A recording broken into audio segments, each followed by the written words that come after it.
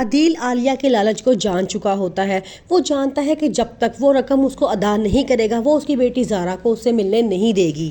اس لیے اب وہ فیصلہ کرتا ہے کہ زارا کے حصے کی تمام رقم وہ عالیہ کے حوالے کر دے تاکہ عالیہ اس کو اس کی بیٹی سے ملنے دے۔ لیکن جیسے ہی وہ چیک عالیہ کے گھر بھجواتا ہے تو زارا کو دیکھ کے بڑا غصہ آتا ہے اور کہتی ہے کہ میں نے پاپا سے اپنے نام کا کچھ بھی حصہ نہیں مانگا تو پاپا نے یہ پیسے کیوں بھجوائے۔ اب عالیہ نے یہ فیصلہ کیا ہے کہ کیوں نہ وہ پورا سمندر جب حاصل کر سکتی ہے تو ایک قطرے پہ گزارا کر کے اس نے کیا کرنا ہے۔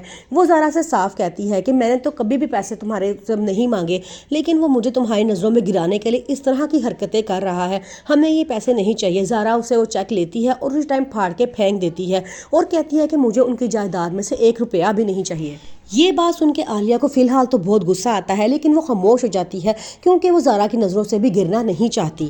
دوسری طرف نہرو اپنے ساس کا ڈائمنڈ کا سیٹ چوری کرنے کے بعد اب اپنی ساس کی نظروں سے بری طرح سے گر گئی ہے۔ اس کی ساس کو اس بات کا اندازہ ہو گیا ہے کہ اس کی بہو ایک لالچی انسان ہے۔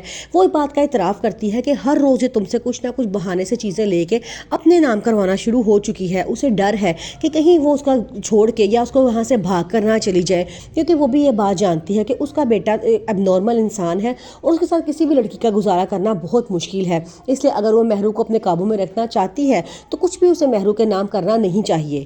جبکہ دوسری طرف مہرو کا ارادہ یہ ہوتا ہے کہ جب تک وہ زین کے ساتھ زندگی گزار رہی ہے تب تک جتنی جائیداد ہو سکتی ہے وہ اس کو سمیٹ لے، کیونکہ جب وہ اس کے پاگل بیٹے کو چھوڑ کے وہاں سے جائے گی تو کافی کچھ اس کے ہاتھ لگنا چاہیے۔ زارا جو ابھی تک یہ بات نہیں جان سکتی کہ کون مفاد پرست ہے، کون اس کو اپنے فائدے کے لیے استعمال کر رہا ہے اور کون اس کی خاطر اپنی جان تک دینے کے لیے تیار ہے۔ اس کا باپ جو اس سے بہت محبت کرتا ہے، لیکن ہمیشہ عالیہ نے اسے اپنے باپ سے دور رکھا۔ ہمیشہ عادل چاہتا تھا کہ اس کی بیٹی اس کے پاس چلی جائے، لیکن عالیہ اس کو اپنے پاس جانے رکھتی تھی اور جان کے زارا کے دماغ میں ایسی باتیں ڈالے کہ تمہارا باپ تم سے پیار ہی نہیں کرتا، اسے تو تمہارے سے جان چھڑائی ہے۔ یہ بات اس کے دماغ میں ڈال کے اس نے کہا تاکہ زارا ہمیشہ اس کے پاس رہے اور اس کی تمام دولت جائیداد سب کچھ اس کے پاس رہے۔